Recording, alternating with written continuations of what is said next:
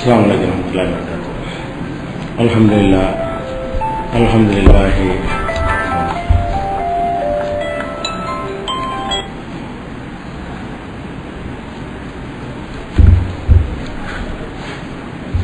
السلام عليكم ورحمة الله وبركاته. الحمد لله نحمده ونستعينه ونستغفره ونتوب عليه ونعوذ بالله من شرور أنفسنا ومن سيئات أعمالنا من يهده الله فلا مضل له ومن يضلله فلا هادي له وأشهد أن لا إله إلا الله وحده لا شريك له وأشهد أن محمدا عبده ورسوله أما بعد. கண்ணியத்திற்குரிய எல்லாம் வல்ல அல்லாஹ் ஜல்ல ஷானஹு தஆலாவின் நல்லடியார்களே, அல்லாஹ்வுடைய பேரருளால் இஸ்லாத்தின் ஆதாரம் இறைவனின் வஹி மட்டுமே என்ற இந்த தொடர் நிகழ்ச்சியில் 4ஆம் நாளில் நாம் எல்லாம் இங்கே குழுமியிருக்கிறோம். இஸ்லாத்தினுடைய அடிப்படை என்னவென்று சொன்னால், அல்லாஹ்தான் நம்முடைய எஜமான், அனைத்து மனிதர்களும் அவனுடைய அடிமைகள். இதுதான் இந்த அடிப்படை. இந்த அடிப்படையின் காரணமாகத்தான் நபிகள் நாயகம் ஸல்லல்லாஹு அலைஹி வஸல்லம் உட்பட எந்த நபிமார்களுக்கும் பெரியார்களுக்கும் அறிஞர்களுக்கும் தன்னுடைய அதிகாரத்தை அல்லாஹ் வழங்க மறுக்கிறான். இதற்கு சான்றாக பல சம்பவங்களை நேற்றைய தினம் நாம் பார்த்தோம். அதன் தொடர்ச்சியாக நபிகள் நாயகம் ஸல்லல்லாஹு அலைஹி வஸல்லம் அவர்கள் ஏகத்துவ பிரச்சாரத்தை செய்த ஆரம்ப காலத்தில் அவங்களை எதிர்த்தவர்கள் நபிகள் நாயகம் ஸல்லல்லாஹு அலைஹி வஸல்லம் அவர்கள் சொல்லக்கூடிய செய்தி சரிதான் என்று ஏற்றுக்கொண்டார்கள். உள்ளூர அவர்களுக்கு இருந்த முக்கியமான பிரச்சனை என்னவென்று சொன்னால், தங்களை உயர்ந்த சாதியாக குலமாக கருதி கொண்டிருந்தவர்கள் இந்த முகமது வந்த பிறகு சாதாரண மக்களையும் நம்மையும் ஒரே மாதிரி நடத்துகிறாரே, ஒரே அவையில அமரச் செய்கிறாரே, நமக்கென்று இருக்கிற அந்த அந்தஸ்தை எல்லாம் இவர் குறைக்கிறாரே, இதுதான் அவங்களுடைய எதிர்ப்புக்கு முக்கிய காரணமாக இருந்தது. ஏன்னா ரசூல் ஸல்லல்லாஹு அலைஹி வஸல்லம் நேர்மை, நாணயம், ஒழுக்கம் எல்லாத்தையும் அவங்க பார்த்திருக்கிறாங்க. இவர் சொல்லக்கூடியது சரியா இருந்தாலும் இவர்கள் இவ்வளவு காலமா எப்படி நடந்தார்கள் என்று சொன்னால், மனிதர்களை ரெண்டாக பிரித்து தங்களை பிறப்பால் வசதி என்று கருதி கொண்டு மற்றவங்களை ரொம்ப நாயினும் கீழாக நடத்தி வந்தார்கள் இல்லையா, அதை ரசூல் ஸல்லல்லாஹு அலைஹி வஸல்லம் உடைச்சு காட்டினாங்க. அப்ப அந்த நேரத்தில் நபிகள் நாயகம் ஸல்லல்லாஹு அலைஹி வஸல்லம் அவங்கள்ட்ட ஒரு பேரம் பேசுகிறார்கள். என்ன பேரம் பேசுகிறார்கள்? நீங்க சொல்ற அந்த ஓரிரை கொள்கை நாங்கள் ஏற்றுக்கொள்றோம், ஒரு இறைவனா சரி இருந்திருப்போம், நாங்கள் ஏற்றுக்கொள்றோம். வேற சில அறிவுரைகளை திருடக்கூடாது, பொய் சொல்லக்கூடாது, விபச்சாரம் பண்ணக்கூடாது, மது அருந்தக்கூடாது, இதெல்லாம் கூட நாங்கள் ஏற்றுக்கொள்றோம். சொல்ற விஷயம் சரியாகத்தான் இருக்கிறது. ஆனால் நாங்கள் உயர்ந்த குலமாக இருக்கிறோமே, எங்களை தனியாகவும் இந்த பிலால், சுஹைபு, அம்மார் இந்த மாதிரி உங்களோட இருக்கிறாங்களே, இவங்களை தனியாகவும் நீங்க பிரித்து வைத்தீர்களே, ஆனால் அப்ப எங்களுக்கு ஏற்றுக்கொள்வதில் மறுப்பு இல்லை. உங்களை எதிர்க்கிறதுக்கு முக்கியமான ஒரு அடிப்படை இதுதான் என்று நபிகள் நாயகம் ஸல்லல்லாஹு அலைஹி வஸல்லம் அவங்கள்ட்ட பேசுறாங்க. அப்ப இது இஸ்லாத்தை ஏத்துக்கிறேன்னு சாதாரண விஷயம் அல்ல. இஸ்லாத்தை ஏத்துக்கிறதுக்கு ஒரு கூட்டம் வருது. அதுக்கு விலையாக என்ன கேட்கிறாங்க? இஸ்லாத்தினுடைய ஒரு அடிப்படையை விட்டு தந்துருங்க. இஸ்லாம் எல்லா மாந்தரையும் சமம்னு சொல்லுது பாருங்க, அதுலதான் இன்னைக்கு இஸ்லாம் நிக்குது. அதை மட்டும் விட்டுட்டீங்க என்று சொன்னா அந்த இஸ்லாத்துக்கு நாங்க வர தயாரு, இந்த இஸ்லாத்துக்கு வரமாட்டோம். எந்த இஸ்லாம்? எல்லாரையும் நீங்க சமம்னு சொல்றீங்களே, அந்த இஸ்லாம் எங்களுக்கு வேணாம். நாங்க வசந்தவங்க, மற்றவங்க தாழ்ந்தவங்க என்று சொல்லக்கூடிய வகையில் இந்த இஸ்லாத்தினுடைய கொள்கை கோட்பாடுகளை மாற்றி அமைத்தால், திருத்தி அமைத்தால் நாங்க வருவதற்கு தயார். இதுதான் அந்த மக்களுடைய முக்கியமான பிரமுகர்களுடைய கோரிக்கையாக இருந்தது. அப்ப நபிகள் நாயகம் ஸல்லல்லாஹு அலைஹி வஸல்லம் அவங்க கூட ஏற்றுக்கொண்டு இவங்க எல்லாம் நாளைக்கு வந்த பிறகு மாத்திக்கலாம் தானே. நிறைய பேர் அல்லாஹ்வை ஷிர்க்கை விட்டு வெளியே வர்றான், தீமையான காரியத்தை விட்டு வர்றான், எல்லா தொழுகணும் எல்லாத்தையும் ஏத்துக்கிறான், ஒரே ஒரு மேற்று தானே என்கிற வகையில அவங்களுடைய மனசில் கூட ஒரு மாதிரியான ஒரு எண்ணம் ஏற்பட்டு விட்டது. அந்த எண்ணம் ஏற்பட்டதை ரெண்டு சந்தர்ப்பங்கள்ல அல்லாஹ் ரப்பல் ஆலமீன் கண்டிக்கிறான். நபி ஸல்லல்லாஹு அலைஹி வஸல்லம் அவர்களை எப்படி கண்டிக்கிறான்? வஸ்பிர் நஃப்ஸக மஅல்லதீன யதுஊன ரப்பஹும் பில் கதாத்தி வல் அஷி, காலையிலும் மாலையிலும் தங்கள் இறைவனை பிரார்த்தித்துக் கொண்டிருக்கிறார்களே அந்த மக்களோடு தான் நீ இருக்க வேண்டும். அல்லாஹ் சொல்ற, ஏற்கனவே இஸ்லாத்துக்கு வந்துட்டாங்களே இந்த ஏழை மக்கள், இவங்களோடு தான் நீ இருக்க வேண்டும். வலா தாது ஐனாக அன்ஹும், அவர்களை விட்டு உன்னுடைய கண்களை திருப்பி விடக்கூடாது. இந்த மக்களோடு மட்டும்தான் நீ இருக்க வேண்டும். துரீது ஸீனத்தல் ஹயாத்தி துன்யா, இந்த உலகத்தினுடைய கவர்ச்சிக்கு ஆசைப்பட்டு பிரமுகர்கள் வர்றாங்க, பணக்காரங்க வர்றாங்க, செல்வந்தர்கள் வர்றாங்க, செல்வாக்கு மிக்கர்கள் வர்றாங்க, நமக்கு கீழே பெரிய பெரிய தலைகள் எல்லாம் கீழே அணிவகுத்து வருகிறார்கள் என்று இந்த உலகத்தினுடைய கவர்ச்சிக்கு ஆசைப்பட்டு இந்த மக்களை நீ விட்டுவிடக்கூடாது. வலா துதிமன் அகபல்னா கல்பகு, யாருடைய கல்புக்கு உள்ளத்திற்கு முத்திரையிட்டு விட்டோமோ அவனுக்கு கட்டுப்படாத. அவன் உங்ககிட்ட பேரம் பேசுறான், அவன் என்ன பேரம் பேசுறான்? இஸ்லாத்தையும் மாத்துக்கிறான். நான் விரும்பக்கூடிய வகையில் இருந்தா தான் இஸ்லாத்தை ஏத்துக்கிறேன், எனக்கு உள்ள அந்த கௌரவத்தை ஒத்துக்கொண்டா தான் எனக்கு இந்த இஸ்லாம் வேணும், எல்லா மனிதர்களும் சமம்னு சொல்லக்கூடிய இஸ்லாம் எனக்கு வேணான்னு சொல்றானே, அவன் உள்ளத்துக்கு எல்லாம் சீல் வச்சுக்கான், அவனும் கட்டுப்படாத. வலா துதிமன் அகபல்னா கல்பகு அன் திக்ரினா, நம்முடைய நினைவை விட்டு யாருடைய உள்ளத்தை சீல் வைத்து விட்டோமோ, முத்திரையிட்டு விட்டோமோ அவனுக்கு நீ கட்டுப்படாத என்று 18வது அத்தியாயத்தில் 28வது வசனத்தில் எல்லாம் சொல்லி காட்டுறான். அப்ப நபிகள் நாயகம் ஸல்லல்லாஹு அலைஹி வஸல்லம் அவங்கள்ட்ட எந்த மாதிரியாக அந்த மக்கள் விலை பேசினார்கள், நபிகள் நாயகம் ஸல்லல்லாஹு அலைஹி வஸல்லம் அவர்கள் கூட அதில் எந்த அளவுக்கு சரணப்பட்டார்கள் என்பதை பார்த்து அல்லாஹ் கண்டிக்கிறான். நான் சொல்ற மாதிரி நீ ஏதோ ஒரு நோக்கத்துக்காக வேண்டி மக்கள்லாம் வந்துருவாங்களே என்பதற்காக வேண்டி வளைஞ்சா அதுக்கு விடமாட்டேன் என்று கண்டிக்கிறான். இதே மாதிரி நபிகள் நாயகம் ஸல்லல்லாஹு அலைஹி வஸல்லம் அவர்கள் மக்காவில் இருந்த நேரத்தில் உபய் இப்னு கலப், அவன் முக்கிய தலைவர், அந்த உபய் இப்னு கலப்ங்கிற ஒரு தலைவரோடு பேசிக் கொண்டிருக்கிறார் ரசூல் ஸல்லல்லாஹு அலைஹி வஸல்லம். அவன் என்ன பேசுவான்? அவன் இஸ்லாத்தின் எதிரி. அவன் நபிகள் நாயகம் ஸல்லல்லாஹு அலைஹி வஸல்லம் அவங்கள்ட்ட பேசுறான்னு சொன்னா என்ன பேசுறான் என்பது அந்த வசனத்தில் நமக்கு விளங்குது.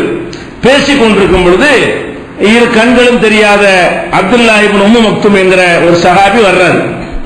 இவர் கண்ணு தெரியாதவர் ஒரு பக்கம் இருந்தாலும் தாழ்ந்த ஜாதியில் கருதப்பட்டவர்.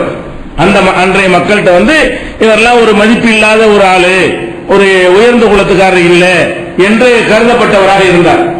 அவர் கண் தெரியாது வர்றாரு. நபிகள் நாயகம் ஸல்லல்லாஹு அலைஹி வஸல்லம் அவங்க அந்த உபய் இப்னு கலப்போடு பேசிக் கொண்டிருக்கிறார்கள். கண் தெரியாவிட்டாலும் ரசூலுல்லாஹ்வுடைய குரலை வச்சு கரெக்டாக கண்டுபிடிச்சிருக்காரு. ரசூல் ஸல்லல்லாஹு அலைஹி வஸல்லம் சத்தம் கேட்குது. கண்ணு தெரியாதவங்களுக்கு வேற திறன்கள் அதிகமா இருக்கும், அதுதான் மாற்றுத்திறனாளின்னு பேர் வச்சிருக்கிறாங்க. ஒரு திறன் இல்லாட்டாலும் வேற திறன் ஜாஸ்தியா இருக்குமா, அதனாலதான் கண்ணு இல்லாதவங்களுக்கு காது சார்பா இருக்கும், காது இல்லாதவங்களுக்கு கண்ணு சார்பா இருக்கும். இப்படி ஒரு வித்தியாசமா எல்லாம் செஞ்சிருப்பான். கை இல்லாதவன் காலை கொண்டு எழுதுறானா இல்லையா, அப்படி ஒரு ஆற்றல் எல்லாம் மாத்தி கொடுத்துருவான். அந்த மாதிரியான ஒரு சக்தி இருக்கிறதுனால ரசூல் ஸல்லல்லாஹு அலைஹி வஸல்லத்தை பார்க்காவிட்டாலும் அவங்க பேசிக் கொண்டிருக்கிற அந்த சத்தத்தை கேட்டுட்டு அஸ்ஸலாமு அலைக்கும் யா ரசூலுல்லாஹ் இஸ்லாத்துல சொல்லணும்ல, ரசூல் ஸல்லல்லாஹு அலைஹி வஸல்லம் அவர்கள் இருக்கிறாங்க, அந்த சபைக்கு நம்ம வந்துட்டோம் என்பதற்காக வேண்டி ரசூல் ஸல்லல்லாஹு அலைஹி வஸல்லம் என்ன செய்யறாரு? சலாம் சொல்றாரு. சலாம் சொன்ன உடனே ரசூல் ஸல்லல்லாஹு அலைஹி வஸல்லம் அவருக்கு பதிலும் சொல்லல, புறக்கணிக்கவும் செய்யறாங்க. முகம்லாம் ஒரு மாதிரி ஆயிடுது. ரசூல் ஸல்லல்லாஹு அலைஹி வஸல்லம் முகமெல்லாம் அப்படி சிடுசிடுத்து போய் கடுகடுத்து போய் இந்த இடத்துல சலாம் சொல்றாரு, இவங்களோட பேசிட்டு இருக்கணும்ல, இந்த தோரணையில இவர்கள் எவ்வளவு பெரிய ஆட்கள் நான் பேசிட்டு இருக்கிறேன், நீ மாதிரி ஆட்கள் வரக்கூடாதுன்னு பஞ்சாயத்து பண்ணிட்டு இருக்கிறாங்க. அந்த நேரம் பார்த்துட்டு அஸ்ஸலாமு அலைக்கும்ங்கற அது வரும்ல, இந்த மாதிரி ஆட்கள்லாம் நாங்க இருக்கிற சபைக்கு வரக்கூடாதுன்னா கோரிக்கை, அந்த விவகாரம் தான் பேச்சுவார்த்தை நடந்துகிட்டு இருக்குது. அந்த பேச்சு நடக்கும் பொழுது அவர் வரும்போது ரசூலுல்லாஹ் கோவம் என்ன செய்யறாங்க? முகத்தை கடுகடுப்பா வைத்துக் கொண்டு அவர் அலட்சியப்படுத்திடுறாங்க. இப்படி இல்லாம ரசூலுல்லாஹ் நடந்திருப்பாங்க நினைச்சிடக்கூடாது. குர்ஆன்ல இருக்கு அப்படி, இப்படி எல்லாம் ரசூல் ஸல்லல்லாஹு நடந்தார்களா? ரசூலுல்லாஹ் மேலே மாட்டு கட்டி சொல்றாங்க கூடாது. இப்படி அல்லாஹ் குர்ஆன்ல சொல்றான். எப்படி சொல்றான்? 80வது அத்தியாயம் 80வது சூறாவை எடுங்க, அத 1ல இருந்து 10 வரைக்கும் உள்ள வசனம் இதுதான் சொல்லுது. 80வது அபஸவத்த வல்லான் இருக்குல்ல, அந்த சூறாவை எடுத்துக்கொண்டீர்களே ஆனால் முதல் வசனத்திலிருந்து 10 வசனம் வரைக்கும் உள்ள மெசேஜ் இதுதான். அல்லாஹ் என்ன சொல்றான்? அபஸவத்த வல்லா, அபஸ இந்த முகம்மது நேரடியாக கூட சொல்ல மாட்டேங்கிறான், நீ கடுகெடுத்தான்னு சொல்ல மாட்டேங்கிறான், மூணாவது ஆள் மாதிரி பேசுறான். இவர் கடுகெடுத்து விட்டார், இந்த முகமது கடுகெடுத்து விட்டார், ஒத்த வல்லா அலட்சியப்படுத்தி விட்டார். அன்ஜாஹுல் ஆமா, ஒரு குருடர் அவரிடத்தில் வந்த பொழுது, கண் தெரியாதவர் வந்த பொழுது இவர் முகத்தை சுழித்து விட்டார். அவருக்கு கூட தெரியாது பாருங்க, கண் தெரியாதவருக்கு ரசூலுல்லாஹ் முகத்தை சுழிச்சது தெரியுமா? அவர் தான் கண்ணு தெரியலையே, அது அம்பலப்படுத்துறான். ஒரு குருடர் வந்ததற்காக வேண்டி நீ முகத்தை கடுகடுப்பா வைக்கிறியா, முகத்தை சுழிக்கிறியா? உமா யுத்ரிக்கல் அன்னஹு யஸக்கா, அவர் பரிசுத்தவான் என்பது உனக்கு எப்படி தெரியும்? அவர் கண் தெரியாத ஆளா இருந்தால் அவர் யாரு? பரிசுத்தவன், நல்லடியார், ஏற்கனவே இஸ்லாத்திலே ஏற்று முழு இஸ்லாத்தை ஒப்புக்கொண்டு வந்த மனிதர் அவரு, உனக்கு எப்படி அது தெரியும்? அவர் எதற்கு தன் போகிறா, உன்னிடத்தில் அறிவுரை கேட்டு வருவாரு, அந்த அறிவுரை நீ சொன்னால் அவருக்கு பயன் கிடைக்கும் வந்திருக்கிறாரு. அப்படி இருக்கும்போது முகத்தை கடுகடுப்பாக்கி விட்டாயா? அம்மாமன் இஸ்தக்னா, யார் உன்னை அலட்சியம் செய்கிறானோ ஃபஅன்தலஹு தஸத்தா, அவனுக்கு வழிய போய் சொல்ற. அவன் அலட்சியம் செய்யறான். யாரு? உபய் இப்னு கலப் வந்து உன் மார்க்கத்துல எனக்கு தகுந்த மாதிரி மாத்துங்கிறான், முழு மார்க்கத்தை ஏத்துக்கிற மாட்டேங்கிறான், இஸ்லாத்தையே புது இஸ்லாம மாத்தி கொடுன்னு கேட்கிறான். அப்ப அம்மாமன் இஸ்தக்னா, யார் உன்னை அலட்சியம் செய்கிறானோ ஃபஅன்தலஹு தஸத்தா, அவனுக்கு வழிய போய் சொல்கிறாய்.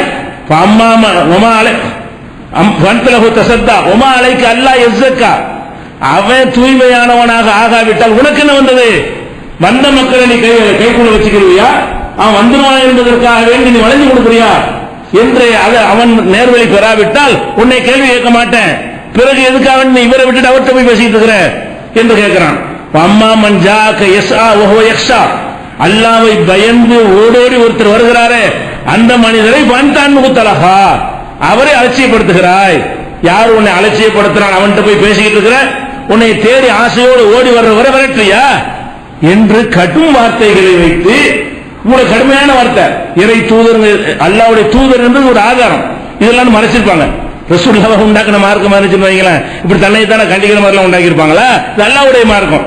அல்லாஹ்வுடைய மார்க்கமா இருந்தாலும் இப்படி இறைவன் கண்டிச்சதை கூட அந்த குர்ஆன்ல அப்படி மக்கள் மத்தியில் இறைவன் என்ன கண்டிச்சிட்டான். அதுக்கு பிறகு இவரை பெரிய இடத்துல வச்சாங்க ரசூல் ஸல்லல்லாஹு அலைஹி வஸல்லம். இந்த கண்ணு தெரியாத இந்த சஹாபியை வெளியூருக்கு போனார்களே, ஆனால் அவர் தான் மதீனாவுடைய ஆட்சி பொறுப்பு அவர்கள் தான் இருக்கும். ஏன்னா போருக்கு குருடருக்கு வந்து போர்ல இருந்து விதிவிலக்கு இருக்கிறது. அந்த கண் தெரியாதவருடைய கண்ட்ரோல்லேயே கவர்மெண்ட் கொடுத்துட்டு போயிருவாங்க. இவர் தான் பாங்கலாம் சொல்லுவார். ரசூல் ஸல்லல்லாஹு அலைஹி வஸல்லம் காலத்துல பிலாலுக்கு 2 பாங்கு சொல்லுவாங்க இல்லையா? அதுல ஒரு பாங்கு சொல்லக்கூடியவர் யாரு? இந்த கண் தெரியாதவர் தான். அவர் வந்தார்னு சொன்னா இவரை கொண்டு அல்லாஹ் எனக்கு ஒரு பாடம் கற்பிச்சுட்டான்னு சொல்லிவிட்டு அவரை எக்ஸ்ட்ரா கண்ணியப்படுத்துவாங்க இந்த கண் தெரியாத மனிதரை. எதுக்கு இதை சொல்றோம் என்று கேட்டால், இந்த இஸ்லாத்துல வந்து ரசூல் ஸல்லல்லாஹு அலைஹி வஸல்லம் ஒரு நல்ல நோக்கத்திற்காக கொஞ்சம் அவர்கிட்ட போய் பேசிட்டு இருக்கிறாங்க. ஆனா அல்லாஹ் என்ன செய்யறான்? என்னுடைய அதிகாரிகள் அத்தனை சமம், உயர்வு தாழ்வுன்னு பேசிட்டு வரக்கூடாது நல்லா சொல்றான். ரசூல் என்ன செய்யறாங்க? இவங்க வரட்டுமே, கொஞ்சம் விட்டு பிடிக்குமே சொல்லி அவங்க ஒரு பாலிசி எடுக்கிறாங்க. அந்த பாலிசி தவறு என்பதற்காக வேண்டி குருடருக்கு சார்பாக அல்லாஹ் பேசுகிறான். அவன்கிட்ட பேசுனேன், அவனை விரட்டி விடும் முதல்ல, இவரை போய் நீ அரவணைச்சுக்க. அப்ப இந்த மார்க்கத்தில் யாருக்கு அதிகாரம் இருக்குது? அல்லாஹ்வுடைய ரசூல் நல்ல நோக்கத்தில் இவங்க எல்லாம் வந்தா நல்லது தானே, பணக்காரங்களாம் வந்தா நல்லது தானே சொல்லி நினைக்கிறாங்க. நோக்கம் நல்லதா இருந்தாலும் அல்லாஹ்வுடைய அந்த நியதிக்கு மாற்றம். அல்லாஹ் வந்து நம்ம உலக இஸ்லாம்ங்கிற சிறந்த மார்க்க தந்திருக்கான பேசிக்கு, அந்த பேசிக்கு மாற்றம் இது. அப்ப இந்த மாதிரி செல்வந்தர்கள், முக்கியஸ்தர்கள், பிரமுகர்களுக்காக வேண்டி ஒரு சிறப்பான ஒரு சலுகையை வழங்குதல் என்பதற்கு இஸ்லாத்துல இடம் இல்லை. நீ அந்த இடத்தை கொடுத்துட்ட வந்திருக்கு. குறைஞ்சபட்சம் அலைக்கும் சலாம் வாங்குறது நீ உட்கார்ந்து இருக்கணுமா இல்லையா? இவரோட பேசினால் எதுக்காக கடுக்கெடுத்தாங்க? இவங்கிட்ட பேசிட்டு இருக்கும் போது அவர்கிட்ட சலாம் சொன்னால் இவன் கோச்சிக்கிடுவான். அவரை கூப்பிட்டு பக்கத்தில் உட்கார வச்சா இவன் எந்திரிச்சு போய் வேற என்ன காரணமா இருக்க முடியும்? அப்ப இவருக்காக வேண்டி நீங்க அவருக்காக வேண்டி இவரை விட்டுறீங்களா? இந்த குருடருக்காக வேண்டி, இந்த கேடுகட்ட காபிற்காக வேண்டி ஒரு இஸ்லாத்தை ஏற்கனவே ஏற்றிருக்கிற நல்ல மனுஷனை விட போறியா? இந்த தோரணையில் அல்லாஹ் சொல்றான்னு சொன்னா அப்ப இந்த மார்க்கத்தில் யாருக்கு அதிகாரம் இருக்குமா? அவங்க இஷ்டப்படி அவங்களா முடிவெடுத்து நன்மை தானே, நல்லது தானே, நாங்களா முடிவெடுத்தா என்ன? நல்ல நோக்கத்துக்கு செய்யறாங்கல்ல. இந்த தர்கா வழிபட்டம் காரணம் சொல்லுவாங்க. ஏன்டா தர்கா உண்டாக்குனீங்கன்னு கேட்டா, எல்லாம் புதுசா இஸ்லாத்துக்கு வந்தாங்க, வந்துட்டு கோயிலுக்கு போய் திருவிழாக்கு போயிட்டு இருந்தாங்க, கந்தூரிக்கு தேர் திருவிழாக்கு போனாங்க, அதை தடுக்கிறதுக்கு நான் இங்கு உண்டாக்கிட்டேன், அங்க போறதுக்குள்ள இங்க வா காரணம் சொல்றா. இதே மாதிரி இப்ப ரசூலுல்லாஹ் லேச நினைச்சாங்கல்ல, அவன் அப்படி இழுத்து போட்டுக்கிறதுக்காக வேண்டி செய்யலாம். அதே மாதிரி இவங்க என்ன செய்யறாங்க? ஏன்டா இந்த தர்காவெல்லாம் இஸ்லாத்துல தேர்லாம் எங்கடா இருக்கு, சந்திரக்குள்ள எங்கடா இருக்குன்னு கேட்டா, புதுசா இஸ்லாத்துக்கு வந்தா நம்ம அப்பா மாட்ட மாறுவோம்லாம் வந்தாலும் அவங்களுக்கு அந்த கோயில் திருவிழா வந்தவுடனே தேரலுக்கு போயிடுவாங்க. அவங்க போக விடக்கூடாதுன்னு சொன்னா இங்க இழுத்துட்டு போ, அங்க போய் இருக்காத அப்படின்னு இங்க ஒரு தேரை உண்டாக்குறதுக்கு பதிலாக தான் இந்த சந்தனக்குள்ள உண்டாக்கணும்னு ஒரு காரணம் சொல்றாங்க. இது உனக்கு தேவையா? இது உனக்கு ரைட் இருக்கா? அல்லாஹ் அனுமதிச்சா அனுமதிக்கணும், அல்லாஹ் தடுத்தா தடுத்துடணும். அப்ப அங்க போய் சாராயம் குடிக்கிறான்னா அப்துல் கார் கடையில் கூட நம்ம ஒரு சாராய கடை அமைக்க முடியுமா? எல்லாம் ராமசாமி கடையில் போய் சாராயம் குடிக்கிறான், எல்லாரும் போய் ராமசாமி கடையில் குடிக்கிறாங்க, அது தடுக்க வேண்டும். அதனால அப்துல் காதர் சாராய கடை ஒன்று ஆரம்பிப்போம், அப்படி சரியா வருமா? அந்த மாதிரியான ஒரு அடிப்படையில் எல்லாம் திங்க் பண்றாங்க பாருங்க. அது எல்லாத்துக்கும் மரண அடி. மார்க்கத்தில் அல்லாஹ் என்ன சொன்னால் அதான் மார்க்கம். ரசூலே ஒன்றை விரும்பினாலும் மார்க்கம் இல்லை, அல்லாஹ் விரும்பாவிட்டால். அல்லாஹ்வுடைய சட்டத்துக்கு மாற்றமாக இருந்தால், அல்லாஹ்வுடைய நோக்கத்துக்கு எதிராக இருந்தால், ரசூல் ஆசைப்பட்டாலும் அதை அல்லாஹ் அனுமதிக்க மாட்டான், கண்டிப்பான். குருடருக்காக வேண்டி எவ்வளவு பெரிய கண்டனம் தெரிவிக்கிறான். கியாமனாவே இந்த வசன குர்ஆன்ல இருக்குது. கடுகெடுத்தார், முகத்தை சுரித்தாரு, குருடனோடு இவர் பெருசாயிட்டாரா? வேணும்னு வழிய போய் சொல்லிட்டு இருக்கிற கெட்டவனுக்கு நல்லவனு விரட்டி விடுற இந்த வசனங்கள்லாம் குர்ஆன்ல இன்னைக்கு வரைக்கும் இருக்குது. அப்ப நபிகள் நாயகம் எதுக்கு இந்த வசனத்தை அல்லாஹ் இறக்கி இருக்கிறான்? இது மாதிரி அதிகாரி நான் தான், இந்த மார்க்கத்தில் முடிவெடுக்கிற நான் தான். நான் என்ன முடிவெடுக்கிற அதை சொல்றது வேலையை தவிர அதை எப்படியாவது வளர்ச்சிகளை சொல்லலாமா, கொஞ்சம் அட்ஜஸ்ட் பண்ணலாமா, கொஞ்சம் கூட்ட குறைய செய்யலாமா, அதுக்கெல்லாம் உங்களுக்கு வேலை இல்லை. சொன்ன அப்படி முழுசா சொல்லு. எல்லா மனுஷனும் ஆதமுடைய மக்கள் அடிச்சு சொல்லணுமே தவிர அதுல இந்த பேச்சை வெட்டி இருக்கணும். சரியான முறை என்ன, அந்த உபயோகங்களை பேச வந்திருக்கணும், நிச்சய கூடாது இருக்கணும். அதுதான் இந்த குர்ஆன்ல இருந்து அப்படி ரசூல் அப்படி நடந்து கொண்டார்கள். ஆனா ஆரம்பத்தில் அப்படி லேசா அவங்களும் வரணுமே என்ற நல்ல நோக்கத்தில் செஞ்சாலும் அல்லாஹ் ஒத்துக்கலன்னு பாக்குறோம். அப்ப இந்த மார்க்கத்தில் எப்படி மற்றவங்களுக்கு அனுமதி ஆதாரம் இருக்க முடியும், அதிகாரம் இருக்க முடியும்? இன்னும் பாருங்க, ரசூல் ஸல்லல்லாஹு அலைஹி வஸல்லம் காலத்துல முனாபிக்குகளின் தலைவராக ஒருத்தர் இருந்தான், அப்துல்லாஹ் இப்னு உபை என்ற ஒரு ஆள். அவன் தான் ரெட்ட வேஷம் போடுறாங்கல்ல, அதாவது யூதரா இருந்து கொண்டு ரசூலுல்லாஹ்ட்ட வரும்போது நாங்க உங்களை சேர்ந்த ஆள்னு சொல்றது, அங்க போயிட்டோம்னா நாங்க உங்க ஆளுங்க தான் சொல்றது, நடிக்கிறது, போர்க்களத்துக்கும் போறது, போர்க்களத்துல எல்லாம் போய் யுத்தம் நடக்கும்போது பின்னாடி நின்றுக்கிட்டு ஓடி ஓடியாந்துடுறது. நம்ம மக்கள் ஸ்ட்ரென்த் இருக்குன்னு நினைச்சிட்டு போவோமா, கைகள் ஓடியாந்துருவாங்க. இந்த மாதிரி இந்த 2ஆம் நம்பர் வேலையெல்லாம் பார்த்துட்டு இருந்த ஆளுங்க யாரு? முனாபிக்குகள் ஒரு கூட்டம். அதுக்கெல்லாம் தலைவனா இருந்தாலே யாருன்னா அப்துல்லாஹ் இப்னு உபைங்கிற ஆள் தான் தலைவர். ஆனா அவருடைய மகன் நிஜமா இஸ்லாத்தை ஏத்துக்கிறார். ஆப்பாக்காரர் இந்த முனாபிக்கா இருக்கிறாரு, அவருடைய மகன் என்ன செய்யறாரு, நிஜமாவே இஸ்லாம் மார்க்கத்தை தழுவிடுறாரு. அப்ப அந்த அப்துல்லாஹ் இப்னு உபையுடைய மரண வேலை நெருங்கிய பொழுது அவர் மகன் வர்றார் ரசூலுல்லாஹ்ட்ட அல்லாஹ்வுடைய தூதரே, நீங்க நீங்கள் அணிந்திருக்கிற மேலாடைய நீங்க எனக்கு தரணும், என் தகப்பனாருக்கு அதை நான் கஃபனா போட போறேங்கிறார். யார்? முனாபிக்கு. பாப்பா முனாபிக்கு, மகன் நல்ல ஆளு. மகன் என்ன செய்யற, ரசூலுல்லாஹ்ட்ட கேட்கிறாரு, நீங்க ஆத்தி நீ கமீசக்க உங்களுடைய சட்டை எனக்கு தாங்க, நான் என் தகப்பனார் அதுல கஃபன் போட போறேன் அப்படின்னு கேட்கிறாரு. அது மாத்திரம் கேட்கல, ஒரு சல்லி அலைஹி, அவருக்கு நீங்க தான் தொழுவு நடத்தணும், மூத்தா போனா ஜனாதா நடத்தணும்ல, அது நீங்க தான் நடத்தணும் அப்படின்னு கேட்கிறாரு. வஸ்தக்ஃபிர் லஹு, அவருக்கு பாவ மன்னிப்பு தேடுங்க, என் தகப்பனாருக்காக வேண்டி உங்களுடைய சட்டையும் தாங்க, தொழுகையும் நடத்துங்க, பாவ மன்னிப்பு தேடுங்க என்று அவர் கேட்கிறார். ஃபஅத்தாஹு நபி ஸல்லல்லாஹு அலைஹி வஸல்லம் கமீஸஹு, ரசூலுல்லாஹ் உடனே என்ன செய்றாங்க, மேல் சட்டை எடுத்து இந்தா உங்க பாப்பாக்கு கஃபனுக்கு போட்டுக்க அப்படின்னு கொடுத்துறாங்க. ஃபகால ஆதின்னி உஸல்லி அலைஹி, தொழுவிக்கிற நேரம் வந்தாலும் சொல்லு, நான் தொழுவிக்கிறேன், நான் தான் தொழுவிக்கிறேன், எல்லா வேலையும் முடிஞ்ச பிறகு எனக்கு அறிவிப்பு கொடு, நான் தொழுவிக்கிறேன்னு அனுப்பி விட்டுறாங்க அவரை. அவர் போயிடுறாரு. போயிட்டு கொஞ்ச நேரம் வாங்க தொழுவிச்சிருங்க, எல்லாம் முடிஞ்சிருச்சு, கஃபன்லாம் போட்டாச்சுன்னு சொல்லி தகப்பனாருக்கு தொழுவிக்கிறார், கூப்பிடுறாரு.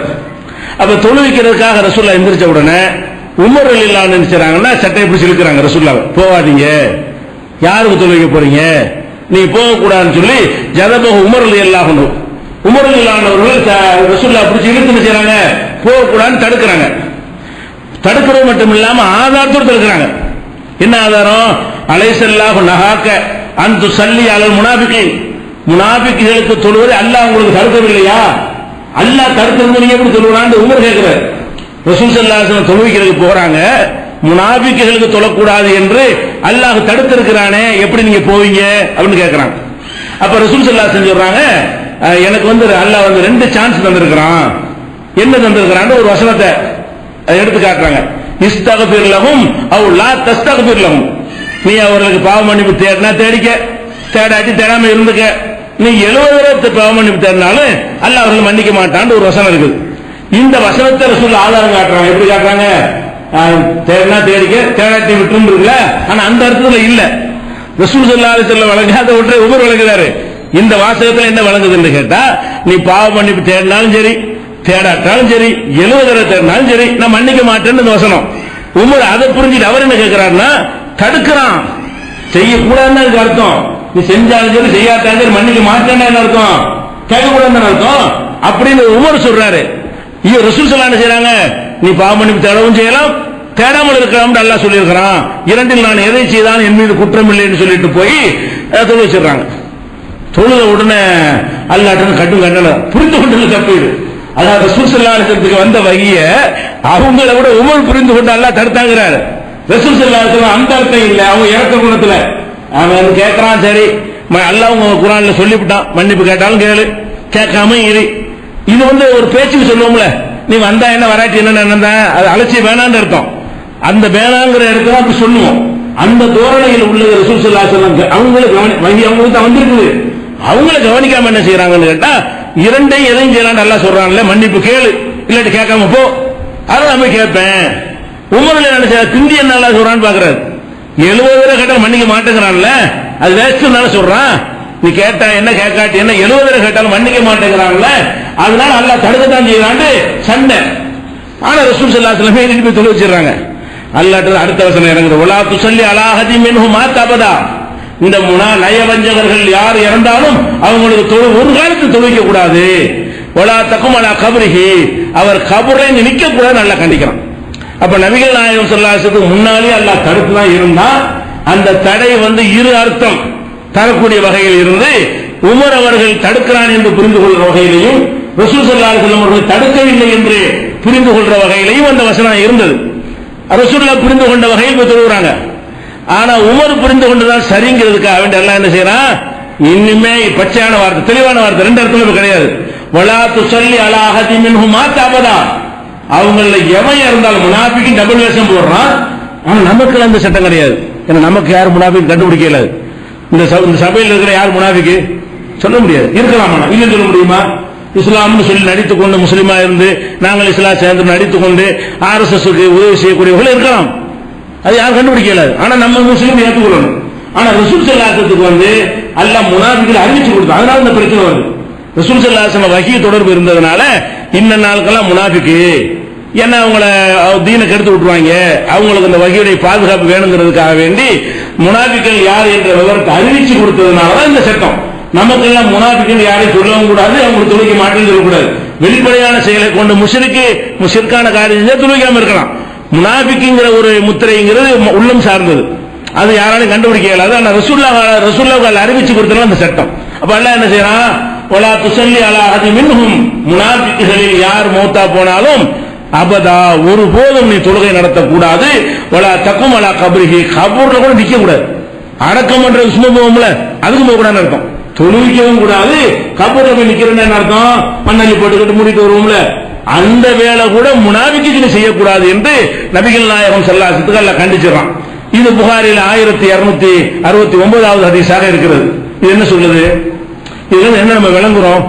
நபிகள் நாயகம் ஸல்லல்லாஹு அலைஹி வஸல்லம் அவர்கள் விரும்பி தொழுகை நடத்துறாங்க. நம்ம தூதராச்சே, தூதர் தானே போய் தொழுகை நடத்துறாங்க, சட்டையெல்லாம் கொடுக்கறாங்க. மகன் மீது உள்ள பாசத்தினால மகன் கேட்கிறானே, இஸ்லாத்தில் ஏற்றுக்கொண்ட ஒரு மகன் தானே, அப்படின்னு தானே கொடுத்தாங்க, செஞ்சுட்டு போறாங்க அப்படின்னு அல்லாஹ் விட்டா இல்ல. உனக்கு நான் முனாஃபிக்னு சொல்லி தந்திருக்கிறேன். இது மற்ற மக்கள் செய்யலாம். முனாஃபிக் யாருன்னு தெரியாதவங்க செஞ்சாலும் கணக்கு வேற.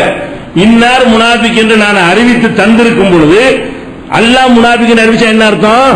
முஸ்லிம் இல்லைன்னு அர்த்தம். அல்லாஹ் டபுள் வேஷம் போடுறான்னு அறிவி தந்து விட்டால் அவன் முஸ்லிம் இல்லைன்னு அர்த்தம். அவன் இஸ்லாத்தில் இல்லை என்று நான் உனக்கு அறிவித்து தந்த பிறகு நீ போய் தொழுகை நடத்த என்ன அர்த்தம்? அந்த முறை நீ எப்படி இருப்ப? நீ என்னமா ஏன் மார்க்கத்தை நீ சொல்றியா, உன் இஷ்டத்துக்கு மார்க்கத்தை, அதான் அர்த்தம் இருக்கு. அப்ப இவ்வளவு கடுமையான முறையில அல்லாஹ் கண்டிக்கிறான் என்று சொன்னால், ஒரு தொழுகை ஜனாசா தொழுகை நடத்துவதற்கு கூட அதுக்கு நியாயமான காரணங்கள் ரசூலுல்லாஹ் சைடுல இருந்தும் கூட, என்ன ஒரு மகன் கேட்டுக்கொள்ற ஒரு காரணம், இந்த வசனத்தை புரிந்து கொண்டது ஒரு காரணம், இப்படி எல்லாம் இருந்தும் கூட அல்லாஹ் என்ன செய்யல, அந்த செயலை ஏற்றுக்கொள்ள செய்யக்கூட தப்பு தான். அப்ப என்ன நம்ம வழங்குறோம்? யாரையும் கை வைக்க விட மாட்டேங்கிறான். அவனுடைய சட்டத்துல மார்க்கத்துல நபிகள் நாயகம் ஸல்லல்லாஹு அலைஹி வஸல்லம் அவங்களா இருந்தா கூட வஹி அடிப்படையில் சொல்வதற்கு தான் அனுமதி கொடுத்திருக்காங்க தவிர, அவங்களா விரும்பினபடி ஒன்றை செய்தால் உடனே பிடிச்சிடறான். அல்லாஹ்வுடைய நாட்டத்துக்கு உகந்ததா இருந்தா பிடிக்காம விட்டுறான். அல்லாஹ்வுடைய நாட்டத்துக்கு மாற்றமா இருக்குமே ஆனால் உடனே பிடிச்சு கண்டித்து விடுகிறான், கடும் வார்த்தைகளை பிரயோகம் செய்கிறான் என்று சொன்னால் மற்றவங்களுக்கு எல்லாம் எப்படி அதிகாரம் இருக்கும்? அவர் சொன்னார், இவர் சொன்னார், அந்த காலத்தில் சொன்னாங்க, இந்த காலத்தில் சொன்னாங்கன்னா எப்படி ரசூலுல்லாஹ்வுக்கு கொடுக்கப்படாத ஒரு அதிகாரத்தை எப்படி மனுஷனுக்கு அல்லாஹ் கொடுப்பான்? அப்படி கொடுத்த அந்த மார்க்கம் அல்லாஹ்வுடைய மார்க்கம் அப்படி இருக்குங்கிறேன். நான் நினைச்சதெல்லாம் சட்டமானால் ஏன் மார்க்கம் தானே அது? நீங்க நினைச்சதெல்லாம் சட்டமாக்கி சொன்னா அது உங்க மார்க்கமா தானே இருக்க முடியும். படைச்சவனுடைய மார்க்கமா எப்ப இருக்க முடியும்?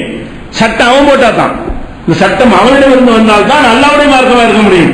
அதனால இவ்வளவு கடுமையான முறையில் அல்லாஹ் கண்டிப்பதை பார்க்கிறோம்.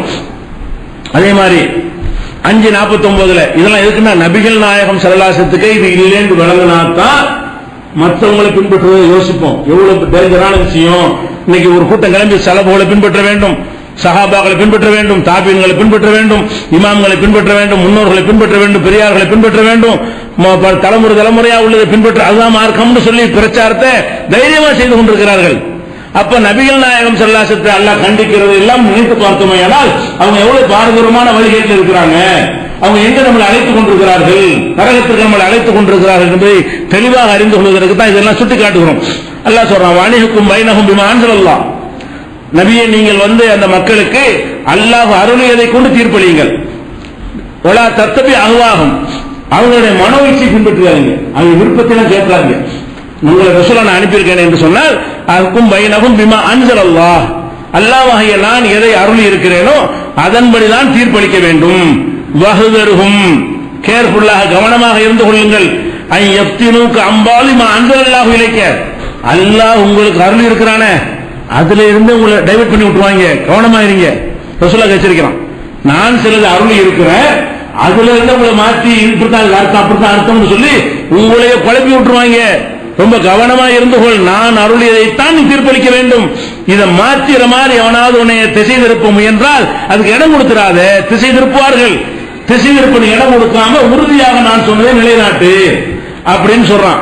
பொய்யின் தவல்லவ், இதை அவர்கள் புறக்கணித்தால், அல்லாஹ் அருளியதை கொண்டு தீர்ப்பளிக்கும் பொழுது ஏற்க மாட்டேன் என்று புறக்கணிப்பார்களே ஆனால் ஃபஅலம், நீங்கள் அறிந்து கொள்ளுங்கள், அன்னமா யுரீதுல்லாஹு யுஸீபஹும் பிபஅல் ذُنُوبِهِمْ, இவங்களுடைய குற்றங்களுக்கு அல்லாஹ் தண்டிக்க நாடிவிட்டான், விளங்கிக் கொள்ளுங்கள். வஹியை பின்பற்ற மாட்டேன் அல்லாஹ் சொன்னது தவிர யார் சொன்னாலும் கேட்பேன் எவனாவது போனால் அவனை தண்டிக்க அல்லாஹ் முடிவு செஞ்சுட்டான் அர்த்தம், விளங்கிக்க. இவ்வளவு கடுமையாக 5:49 எச்சரிக்கிறான். அப்ப நபிகள் நாயகம் ஸல்லல்லாஹு அலைஹி வஸல்லம் கூட குர்ஆனின்படி வஹியின்படி தீர்ப்பளிக்கணும், கவனமா வேற இருக்கணும். மாற்றி விட பாத்துருவாங்க, வேற ஏதாவது நம்மளை டைவர்ட் பண்ணி விட்டுருவாங்க, திசை திருப்பிடுவாங்க. இந்த உபயோகம் கலர் திருப்பினான்ல, நல்ல நோக்கத்தை சொல்லி பணக்காரங்களாம் நாங்க வரப்போம், மற்ற எல்லாத்தையும் ஏத்துக்கிறோம், இந்த ஒண்ணு தானே, இப்படி எல்லாம் டைவர்ட் பண்ணுவாங்க.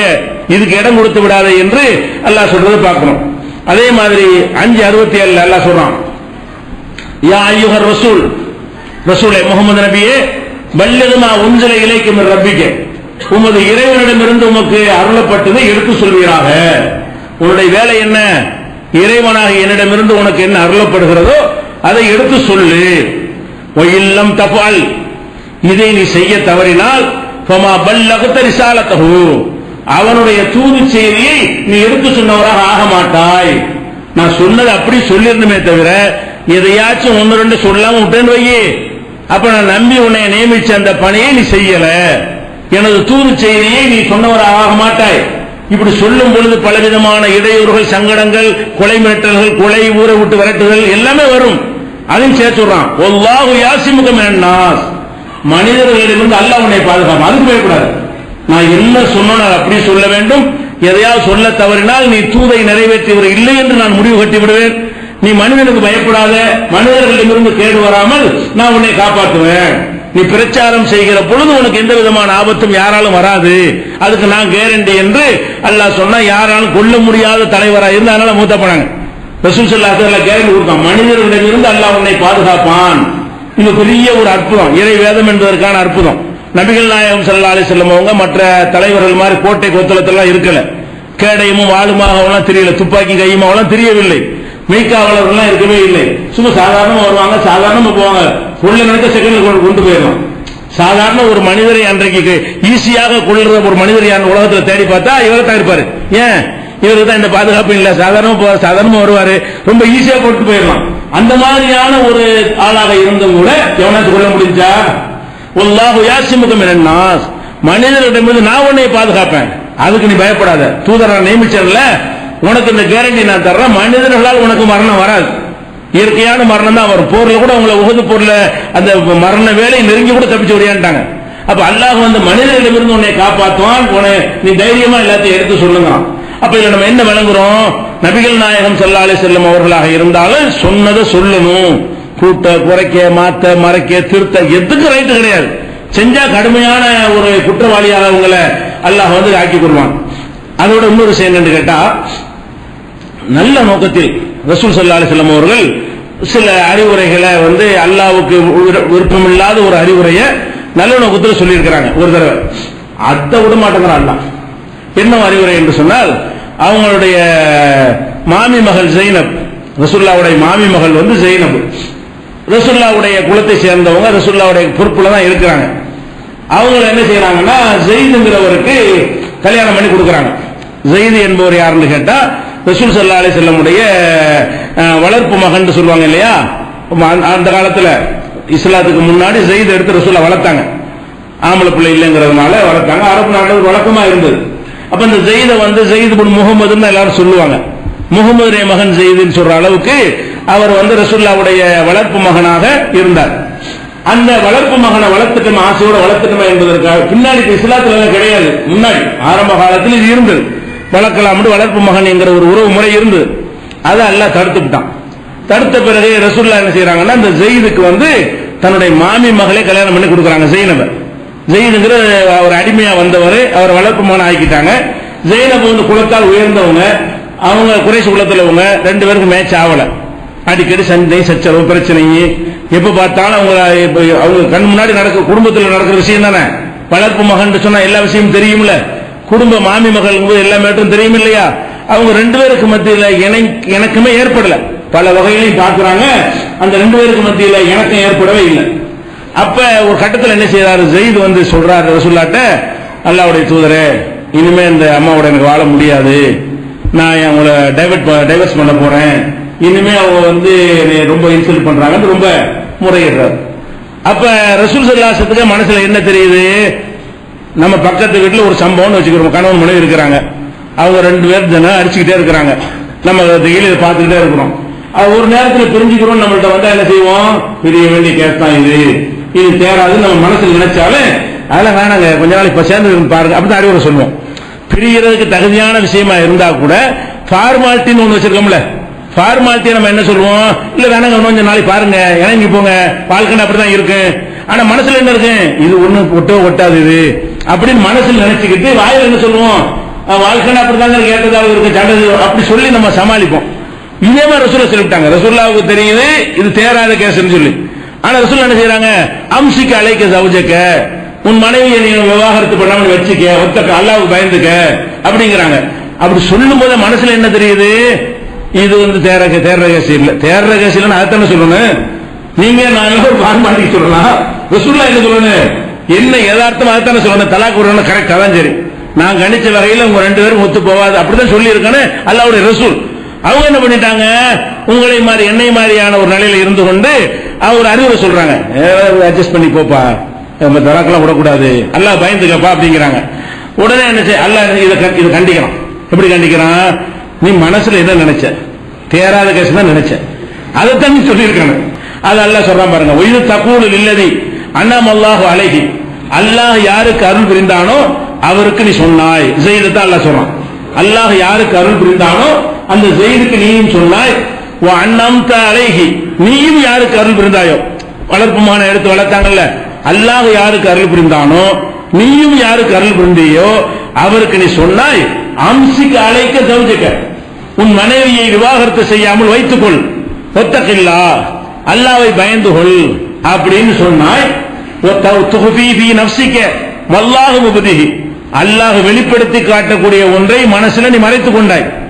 மனசுல உள்ளது இது இல்ல, மனசுல உள்ளது என்னது, இது பிரிஞ்சாதான் சரியா வரும், இவங்க சேர்ந்து வாழ்ந்தா சரியா வராதுன்னு நினைத்துக் கொண்டாய்.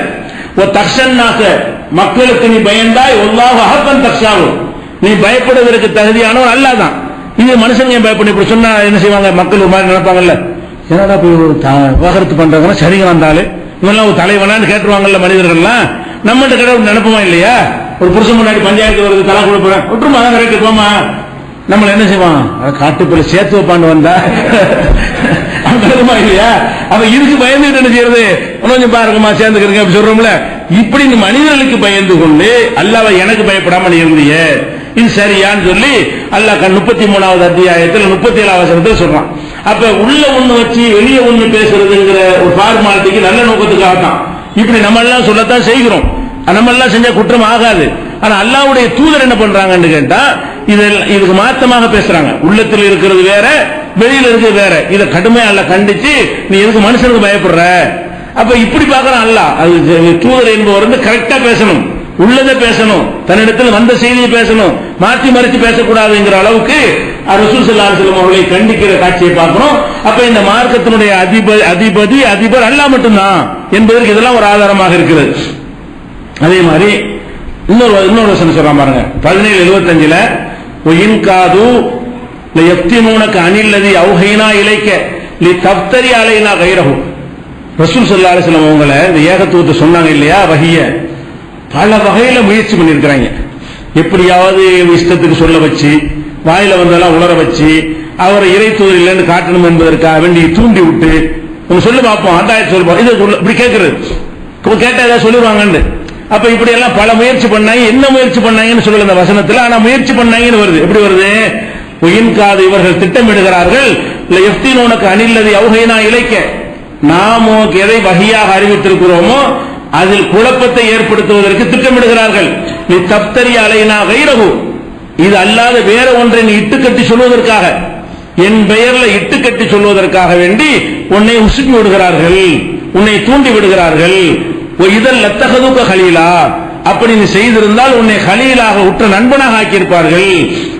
உலவுலா அன் தப்பத்தினாக்க, நாம் உண்மை உறுதிப்படுத்தி இருக்காவிட்டால், நான் மாத்திரம் உன்னை உறுதிப்படுத்தி இருக்காவிட்டால், லக்கது கிட்ட தற்கொலை இலையும் செய்யும் கலீலா, லேசாக நீ அவங்க பக்கம் சாஞ்சிருப்ப. நான் உன்னை இறை தூதர் என்று புட்டிச்சு நிப்பாட்டி ஒரு உறுதியான நிலைப்பாட்டில் வச்சுட்டேன். அப்படி இல்லை என்று சொன்னால் அவங்க அப்படி பெரிய பார்த்தாங்க. அவங்களா சில வாசகங்களை சொல்றது, இது நல்லா தானே இருக்கு, இது இறைவனுடைய மார்க்கத்தில் சேருங்களேன் அப்படிங்கிறது, அது சரிதான்ப்பா வச்சுக்கப்பான்னு சொல்லுவாங்களான்னு எதிர்பார்க்கிறது. ஆனா அல்லாட்டு வந்தா தானே சொல்லணும், நல்ல கருத்து மாதிரி சொல்லி இதை ரசூலுல்லாஹ் இறை வார்த்தைன்னு சொல்ல வைக்கிறதுக்கு முயற்சி பண்றாங்க. இப்படி பல வகையில மண்டைய கழுவுற வேலையை பார்த்திருக்கிறாங்க. அது ரசூல் ஸல்லல்லாஹு அலைஹி வஸல்லம் இது நல்லா தானே இருக்கு, இது கூட சேர்த்துக்கலாம் போல இருக்கு அப்படின்னு கூட நினைச்சிருக்கிறாங்கன்னு இது விளங்குது. நான் மாத்திரம் உறுதிப்படுத்தி இருக்காவிட்டால் நீன லேசாக அங்கே சாஞ்சிருப்பாய். சாஞ்சா என்ன ஆகும் தெரியுமா? இதெல்லாம் அதக்னாக்கள் லேபல் ஹயாத் லேபல் மாமாத், இந்த உலகத்துல வாழும்போது ரெட்ட தண்டனை, மரணத்துல நேரத்தில் ரெட்ட தண்டனை கொடுத்திருப்பேன். மத்த ஆளுக்கு ஒண்ணுன்னா உனக்கு ரெண்டு கொடுத்திருப்பேன். லேசா சாயருக்கு நீ முயற்சி பண்ண, நான் தடுத்து நிறுத்திட்டேன். சாஞ்சி இருந்தால் அவங்க சொல்லதை கேட்டு நான் சொல்லாத ஒன்றை மார்க்கம் என்று நீ சொல்லி இருந்தால் இருமடங்கு தண்டனை, இந்த உலகத்திலையும் இருமடங்கு தண்டனை உனக்கு இருக்குது, தந்திருப்பேன். மரணத்திற்கு பிறகும் இருமடங்கு தண்டனை தந்திருப்பேன். சும்மலா தஜுதலுக்கு அலைனா நசீரா, பிறகு உனக்கு உதவி செய்யற யாரையும் பெற்றுக்கொள்ள மாட்டாய். நான் முடிச்சு தண்டிக்கிறேன்னு முடிவெடுத்துட்டா உலகம்லாம் உன்னை காப்பாற்ற வருமா? யாராச்சும் காப்பாத்திடுவாங்களா? இவ்வளவு கடுமையா சொல்றான்ல. அப்ப நபிகள் நாயகம் ரொம்ப சிரமமான நேரத்தில் பணி செஞ்சிருக்கிறாங்க. செய்யும் பொழுதுதான் என்ன செய்யறாங்கன்னு கேட்டா, இது அல்லாத ஒன்றை சொல்வதற்கு நம்ம தூண்டுவாங்க. நம்ம கூட நீங்க பாக்குறோம், சில நெருக்கடியான விஷயம் வரும், இருக்கலாம், கொஞ்சம் பார்த்து கொஞ்சம் அட்ஜஸ்ட் பண்ணி சொல்லுங்க, மார்க்கத்தில் இதான் கரெக்டா தெரியும், அதை விட்டு வேற ஒன்று சொல்ல தூண்டுவாங்க. அந்த நேரத்தில் சொன்னா தான் சரி மாதிரி விஷயத்தை அழகாக காட்டுவான், இதை விட்டா தான் சரியா வரும் அப்படிங்கிற மாதிரி வந்து. உதாரணத்துக்கு எடுத்துக்கோங்களேன், இப்ப மதீனாவுல டூம்னு ஒண்ணு கட்டி வச்சிருக்காங்க. உதாரணத்துக்கு சொல்றேன், டூம் என்ன ரசூலுல்லாஹ்வுடைய அடக்க ஸ்தலத்துல ஒரு பச்சை ஒரு மணி கட்டிருக்கிறாங்க. இது ரசூலுல்லாஹ் கட்டினது இல்ல, ரசூலுல்லாஹ் காலத்தில் உள்ளது இல்ல. பிற்காலத்தில் 700 வருஷத்துக்கு பிறகு உள்ள சைத்தான் ஒருத்தன் என்ன செஞ்சான், ரசூலுல்லாஹ்வுடைய உத்தரவுக்கு மாற்றமாக ஒரு மன்னர் வந்து அதை கட்டிவிட்டான். உண்மையில அது இஸ்லாமிய சட்டப்படி இருக்கக்கூடாது, அடக்கஸ்தலத்தில் டூம் இருக்கக்கூடாது, பள்ளிவாசல்ல இந்த இடம் சேர்ந்ததும் கிடையாது. ஏன்னா ரசூலுல்லாஹ்வுடைய வீட்டில் தான் ரசூல் அடக்கம் செய்யப்பட்டாங்க, பள்ளிவாசல் அடக்கம் செய்யப்படல. ரசூல் ஸல்லல்லாஹு அலைஹி வஸல்லம் எந்த வீட்டில் வசித்தாங்களோ அங்கதான் அடக்கம் செய்யப்பட்டாங்க. அப்ப பள்ளி தனியா இருந்துச்சு, வீடு தனியா இருந்துச்சு. அப்ப வீட்டுக்கு வெளியே பிற்காலத்துல 700 வருஷத்துக்கு பிறகு என்ன செய்யறாங்க, வீட்டை கொண்டு பள்ளிக்குள்ள சேர்த்துறாங்க. அது வரைக்கும் பள்ளி இப்படித்தான் விஸ்தீர்ணம் பண்ணிட்டு போனாங்க, இந்த அடக்கஸ்தலம் இப்படி விட்டுட்டு இப்படி விஸ்தீர்ணம் பண்ணிட்டு போனாங்க. அப்புறம் ரெண்டு விஸ்தீர்ணம் பண்ணாங்க, நடுவில் வந்துருச்சு. அப்ப இந்த மாதிரி எல்லாம் ஏற்பட்ட வரலாற்றுப்படி இருக்கிறது. இதை நம்ம ஜமாத்தில் ஒரு நிர்வாகம் என்ன பண்ணிட்டாருன்னா, இது இடிக்கணும்னு சொன்னார். இடிக்கணும்னா என்னது, ஹதீஸ்ல உள்ளதா, அது பெரிய விஷயம்லாம் இல்ல. இது என்ன பண்ணிட்டாங்க, அப்படி கொதிச்சு போய் ஆளாளுக்கு 72 கூட ஒன்னா சேர்ந்து அரசாங்கத்துல போலீஸ்ல இருந்து டிபார்ட்மெண்ட்ல இருந்து கொஞ்சம் மாத்திக்கிட்டு கேட்கறாங்க. ஆஹா, அந்த கொந்தளிப்புக்காக வேண்டி அதை மாத்தணும், அதை வாபஸ் வாங்குங்கிற அளவுக்கு கைது பண்ணுங்க அப்படி இப்படி எல்லாம் சொன்னாங்க. நெருக்கடி உண்டாக்குவாங்க. நம்மள ஒரு உள்ளதுன்னு சொன்னாரு, எந்த நேரத்தில் என்ன அவர் சொல்றது சரியா தவறா சொந்த கருத்தையா சொன்னாரு. ரசூல் ஸல்லல்லாஹு அலைஹி வஸல்லம் காலத்துக்கு பின்னாடி எவனோ செஞ்ச ஒன்று எப்படி இஸ்லாம் ஆக முடியும்? ரசூலுல்லாஹ் தடுத்தாங்களா இல்லையா? என்னுடைய அடக்கஸ்தலத்தை வணக்கஸ்தலம் ஆக்காதீங்க தடுத்தாங்களா இல்லையா? நபிமாருடைய அடக்கஸ்தலத்தை வணக்கஸ்தலம் ஆக்கினவர்களை சபித்தாங்களா இல்லையா? எந்த அடக்கஸ்தலத்தை இடிச்சு தகர்க்க சொன்னாங்களா இல்லையா? கட்டக்கூடாதுன்னு சொன்னாங்களா இல்லையா? பூசக்கூடாதுன்னு சொன்னாங்களா இல்லையா? மேல கட்டளை எழுப்பக்கூடாதுன்னு சொன்னாங்களா இல்லையா? அப்ப எல்லாமே ரசூலுல்லாஹ்வுடைய கட்டளைக்கு மாற்றமாக செஞ்சிருக்கிறார்கள். அதை சொன்ன உடனே இவருடைய என்னமோ இஸ்லாத்துக்கே டூமை இடிக்க சொல்லி டூம் செஞ்சாங்க. ஒரு அழுத்தத்தை கொடுத்து சொன்ன உடனே கேட்கிறாங்க, நம்மள உள்ள ஆட்களை எதுக்கு இந்த நேரத்தில் அப்படி நம்ம அதை செய்தாங்க ரசூலுல்லாஹ் செஞ்ச மாதிரி. என்ன செஞ்ச, என்ன தப்பு செஞ்சாருன்னா கண்டுபிடிச்சிருக்காரு. நமக்கு இல்லாத தைரியத்தை ஒரு தைரியமா சொன்னாரு. அப்படி எடுத்து கொள்வதை விட்டு அப்படி சில சந்தர்ப்பங்கள்ல எல்லாரும் எதிர்த்து திரண்ட உடனே சொன்னதை வாபஸ் வாங்குற அளவுக்கு தள்ளி விட்டுருவாங்க. வாங்கிடக்கூடாது. துண்டுன்னா வெட்டினா வாங்க மாட்டோம். அதான் எங்க கருத்து. அது அல்லாஹ்வுடைய ரசூலுடைய கருத்து. என்ன கருத்தாது? அந்த மாதிரியான சில நெருக்கடிகளை உண்டாக்கி தவறானதை சொல்ல வைப்பாங்க. நம்மளே நீ அனுபவத்தில் பாக்குறோம். ரசூலுல்லாஹ் செஞ்சிருப்பாங்களா இல்லையா? அதைத்தான் எல்லாம் கண்டிக்கிறான். அது மாதிரி நீ விளைஞ்சு இருந்தேன்னு வையி, ரெட்ட மடங்கு தண்டிச்சிருப்போம், யாரும் உன்னை காப்பாற்றிருக்க முடியாது என்று அல்லாஹ் கண்டிக்கிறதை பார்க்கணும். அதனால எந்த ஒரு ஆசாபாசத்துக்கு இடம் கொடுத்தும் சொன்ன விஷயத்தை, ஹக்கான விஷயத்தை சொல்லிட்டோம் வைங்க, வாபஸ் வாங்குற விளையாட்டை வச்சுக்க கூடாது. சொன்னது உண்மையா இருக்குதா, துண்டுதுன்னா வெட்டிட்டு போ, அதுக்கெல்லாம் பயப்பட மாட்டோம் என்கிற மாதிரி நம்ம இருக்க வேண்டும் என்பதற்கு தான் இதையெல்லாம் அல்லாஹ் நமக்கு சொல்லி காட்டுகிறான். அதே மாதிரி ரசூல் ஸல்லல்லாஹு அலைஹி வஸல்லம் அவர்களை அல்லாஹ் தூதரா நியமிக்கிறான். தூதரா நியமிக்கும் பொழுது உலக தூதராக ஆரம்பத்தில் நியமிக்கல. முதல்ல என்னது, நீ ஓதிக்க, நீ தெரிஞ்சிக்க அப்படிங்கிறது கட்டளை வருது. மக்களுக்கு பிரச்சாரம் செய்ய சொல்லி கட்டளை வரல. அப்புறம் என்ன கட்டளை வருது, உன் நெருங்கிய சொந்தக்காரங்க சொல்லு. நெருங்கிய சொந்தக்காரங்க மட்டும் அப்போதைக்கு நபி. அதுக்கப்புறம் மக்கா வசிக்கலாம் சொல்லு. அப்புறம் கட்டளை வந்துச்சு. அப்பதான் மக்காவுக்கு நபி. அப்பதான் சுற்றி உள்ள ஊருக்கெல்லாம் சொல்லணும். அப்ப அப்படி கட்டளை இப்படி விரிவாகிட்ட வந்துதான் பிறகு உலக தூதர் ஆகுறாங்க. இப்ப ரசூல் ஸல்லல்லாஹு அலைஹி வஸல்லம் முதல் கட்டளை எங்க வருதுன்னா, சொந்தக்காரங்களுக்கு மட்டும் சொல்லு. நபி ஆயிட்டீல, நீ உன் குடும்பத்தார பூரா கூப்பிடு, உறவினரை பூரா கூப்பிடு, கூப்பிட்டு மார்க்கத்தை சொல்லு அப்படின்னு அல்லாஹ் முதல் கட்டளை பிரச்சாரம் செய்யறதுக்கான அன்சிர் அஷீரத்தக்கல் அக்ரபீன், உம்முடைய நெருங்கிய சொந்தக்காரங்களுக்கு எச்சரிக்கை பண்ணுவாயாக என்ற கட்டளை இறங்குது. இறங்கின உடனே ரசூல் ஸல்லல்லாஹு அலைஹி வஸல்லம் செய்யறாங்கன்னா எல்லாத்தையும் கூப்பிடுறாங்க. அப்து முனாஃப்ங்கிறவங்க சொந்தக்காரங்க, அப்து ஷம்ஸ்ங்கிறவங்க ரசூலுல்லாஹ்வுடைய குறைஷ் கூட்டத்தில் உள்ளவங்க, அவங்க எல்லாம் கூப்பிடுறாங்க. சில பிரமுகர்களை பேரை சொல்லி கூப்பிடுறாங்க. எப்படி கூப்பிடுறாங்க, உதாரணம் ரசூலுல்லாஹ்வுடைய பெரிய பாப்பா அப்பாஸ் இருக்கிறாரு. யா அப்பாஸ் இப்னு அப்துல் முத்தலிப், அப்துல் முத்தலிபுடைய மகன் அப்பாஸ் அவர்களை இங்க வாங்க கூப்பிடுறாங்க. நெருங்கிய உறவினர்ங்கிற முறையில் கூப்பிடுறாங்க. கூப்பிட்டு என்ன சொல்றாங்கன்னு கேட்டா, லா உகுனி அன்க மினல்லாஹி ஷையா, அல்லாஹ்விடமிருந்து உங்களை நீங்க எங்க பெரியப்பா தான் காப்பாற்ற முடியாது. அல்லாஹ் சொன்னபடி நீங்க நடந்தா தான் நீங்க தப்பிக்க முடியுமே தவிர, நம்ம மகன் தான் தூதரா இருக்காரு, நம்ம மகனத்தால ரசூலாக்கி விட்டான், எப்படியா தோல்ல தூக்கிட்டு உடைய சொர்க்கத்தில் போட்டுருவாரு அப்படி நினைச்சீங்கன்னா ஏமாந்துருவீங்கன்னு சொல்லி முதல்ல அந்த சொந்தக்காரங்களை எச்சரிக்கிற கட்டளை வந்த உடனே பெரிய பாப்பா என்ன சொல்றாங்க, அப்பாஸ் அவர்களே, லா உகுனி அன்க மினல்லாஹி ஷையா யா சஃபியா அம்மத் ரசூலில்லாஹி, அல்லாஹ்வுடைய ரசூலுடைய மாமியே சஃபியாவே இங்க வாங்க, உங்களை என்னால காப்பாற்ற முடியாது. அல்லாஹ்வுடைய கட்டளை கட்டுப்பட்டு நீங்க நடந்தாலே தவிர என்னுடைய உறவு முறை உங்களை என்ன செய்யாது, மறுமையில காப்பாற்றி விடாது அப்படிங்கிறாங்க. அப்புறம் மகளை கூப்பிடுறாங்க, யா ஃபாத்திமத்து பின்த் முஹம்மத், முகமதுடைய மகள் ஃபாத்திமாவை இங்க வா, சலி மாஷீத்தி மின் மாலி, என்னுடைய சொத்துக்கள்ல என்ன வேணும்னு கேட்டு தர்றேன். ரசூலுல்லாஹ் பணக்காரர் தானே, தூதராகும் போது ஊர்ல பெரிய செல்வந்தர் அவங்க தான். சலி மின் மாலி மாஷீத்தி, இதோருக்கு சொத்துக்கள் என்ன வேணும் எல்லாத்தையும் எல்லாம் தரேன் எடுத்துக்க. ஆனா லாவுகுனி அன்கி மினல்லாஹி ஷையா, அல்லாஹ்ட்ட ஒண்ணும் பண்ண முடியாது, நீ நல்லபடியா நடந்துக்க. இந்த மார்க்கம் நான் சொல்லக்கூடிய இந்த மார்க்கத்தை சொல்லிவிட்டு இந்த மார்க்கத்துக்கு ஏஜமா நான் இல்லைன்னு சொல்றாங்க. இந்த ஏகத்துவ லா இலாஹ இல்லல்லாஹ் கலிமாவை எல்லாம் சொல்லி அல்லாஹ்வை தான் வணங்கணும்னு சொல்லி இந்த மார்க்கத்தை நீ ஏற்றாதான் வெற்றி பெறுவீங்கன்னு சொல்லிவிட்டு என்ன சொல்றாங்க, தூதர் நம்ம மகன் தூதராயிட்டாரு, நம்ம பாப்பா தூதராயிட்டாரு நினைச்சிடாதீங்க. இது மார்க்கத்துக்கு அல்லாஹ் சொந்தக்காரன், நான் உங்களை ஒண்ணுமே பண்ண முடியாது. நான் அந்த செய்தி எடுத்து சொல்ல வந்தவன் தானே தவிர மார்க்கத்தின் அதிகாரி இல்லை என்பதற்கு தான் பெத்த மாளிகை சொல்றாங்க. அப்ப உங்களை காப்பாற்ற முடியாது. இது புகாரியில 2753வது ஹதீஸாகவும் 4771வது ஹதீஸாகவும் இடம்பெற்றிருக்கிறது. பெத்த மகளை காப்பாற்ற முடியாது எதுன்னு சொல்றாங்க, மார்க்கம் அல்லாஹ்வுக்கு சொந்தம், எனக்கு ஒண்ணுமே பண்ண முடியாது, அதிகாரம் கிடையாது, அதை சொல்றதுக்கு தான் சொல்றாங்க. இதை விட கடுமையாக இப்படி ஒரு ஹதீஸே போதும். அதாவது மனிதர்களுக்கு அதிகாரம் இருக்கு, அவுலியாக்களுக்கு அதிகாரம், பெரிய ஆளுக்கு அதிகாரம் நினைக்கிறாங்களே, இவங்களுக்கு எல்லாம் இந்த ஒரு ஹதீஸ் போதும். நபிகள் நாயகம் ஸல்லல்லாஹு அலைஹி வஸல்லம் உடைய உஹது போர்ல அவங்களுடைய பற்கெல்லாம் உடைக்கப்படும், உங்களுக்கு தெரியும், கடவாய்ப்பெல்லாம் உடைக்கப்பட்டுச்சு. அப்படியே அந்த வாள் உள்ள போய் பொழுந்துருச்சு. அவ்வளவு பெரிய கடுமையான காயம், ரத்தம் பீரிட்டு அடிச்சு மூர்ச்சையாய் விழுந்துடுறாங்க. அந்த அளவுக்கு கடுமையான வேதனைப்பட்டு ரசூலுல்லாஹ் மூத்தா போயிட்டாங்கன்னு செய்தி பரவுற அளவுக்கு அந்த வெட்டி எப்படின்னா முடிஞ்சுக்காத சரியான இடத்துல போட்டேன் அப்படின்னு சொல்லி எதிரிகள் எல்லாம் போய் பேசி முகமது காலி ஆயிட்டாருன்னு பேசுற அளவுக்கு பலமான வெட்டு. அந்த பலமான வீட்டுல மயங்கி சாஞ்ச பிறகு தண்ணி தெளிச்சு இந்த சாம்பல்லாம் வச்சு கட்டிக்கிட்டு ரசூலுல்லாஹ் எந்திரிச்ச உடனே என்ன செய்யறாங்கன்னு கேட்டா அவங்களுக்கு ரத்தத்தை தொடச்சிக்கிட்டே சொல்றாங்க, நல்ல காரியத்தாண்ட அவங்களை கூப்பிடுறேன், ஒரு நபியுடைய மூஞ்சில போய் ரத்த சாயத்தை பூசிட்டீங்கள, நீங்க எப்படி வெற்றி பெறுவீங்கன்னு கேட்கறாங்க. அந்த போர்க்களத்துல வேதனை தாழ முடியாம ஒரு நபியின் முகத்தில் ரத்த சாயத்தை பூசியவர்கள் எப்படி வெற்றி பெறுவார்கள்? கைஃப இப்படி கௌமுன் சஜ்ஜு வஜ்ஹ நபியிஹிம் பித்தமி, நபியுடைய முகத்தில் ரத்த சாயம் பூசிய இவர்கள் எப்படி வெற்றி பெறுவார்கள்? இப்படி ஒரு வார்த்தையை சொல்றாங்க. இது யாருக்காவது சாதாரண விஷயமா தான் தெரியும், இது ஒரு மேட்டரே தெரியாது.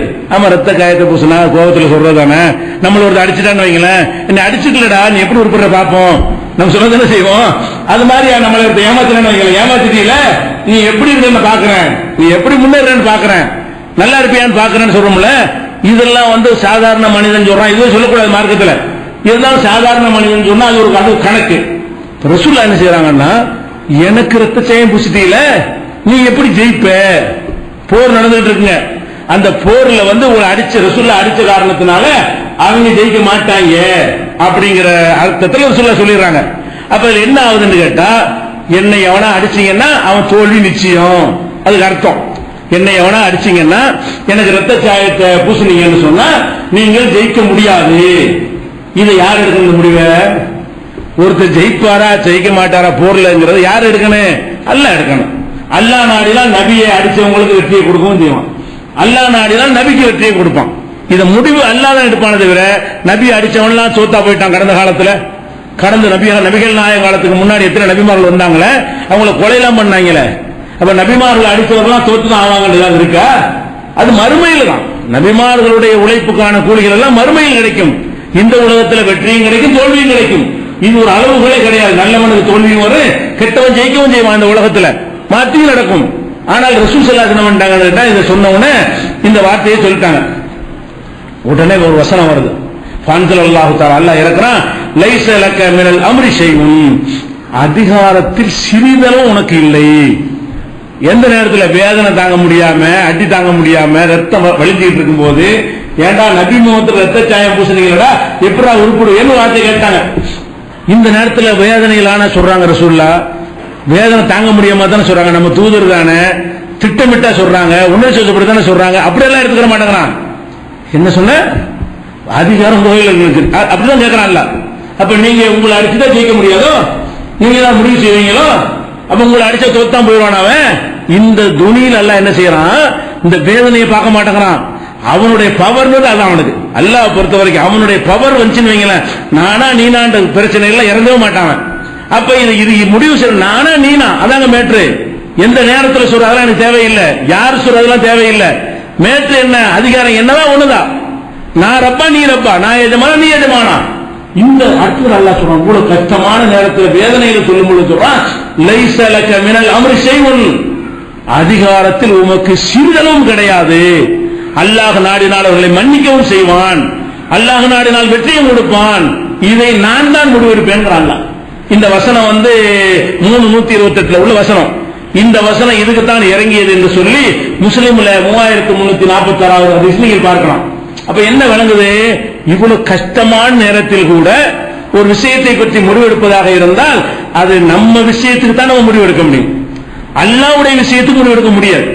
இது யாருடைய முடிவெடுத்தல்? வெற்றி கொடுத்தல் என்பது யார் கையில உள்ளது? அல்லாஹ்வுடைய கையில உள்ளது.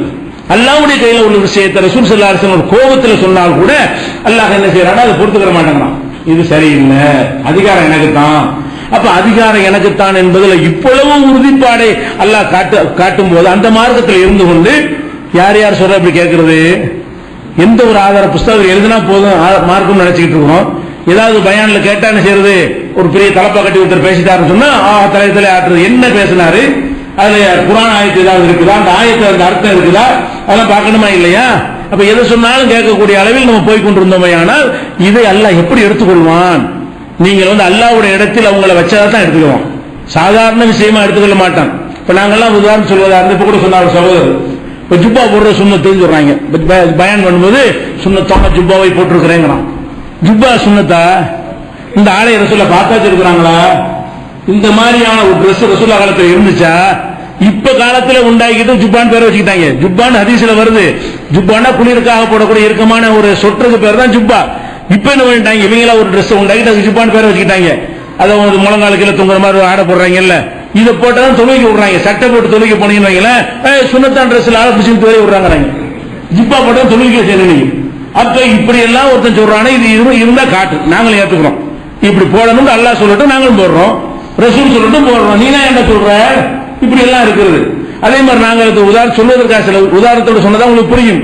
தப்லீக்ல போயிருக்கும் போது 280 நாள் நான் போயிருக்கேன் தப்லீக் ஜமாத்துல.